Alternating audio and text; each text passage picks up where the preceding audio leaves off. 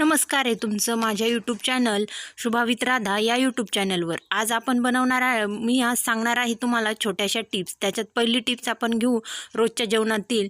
आपण रोजचं जेवण अतिशय उत्कृष्ट कसं बनवू शकतो। भाजी बनवताना आपण गरम पाण्याचा यूज करावा।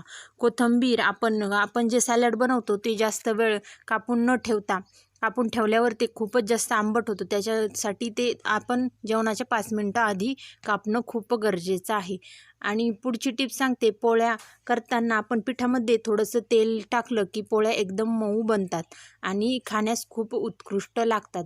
भाजी बनवताना गॅस कमी करून भाजी शिजवली तर ती खूपच मस्त लागते, कारण पूर्ण भाजीतला अर्क हा मस्त भाजीत हळूहळू धीम्या आचीवर शिजल्यामुळे खूपच छान आणि चविष्ट लागते।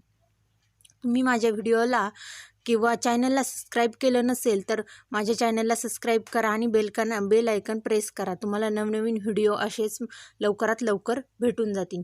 कोणत्याही प्रकारची चटणी आपण जेवणात किंवा आहारात समाविष्ट करू शकतो, त्याच्यामुळे आपले जेवण खूपच चांगले होतात।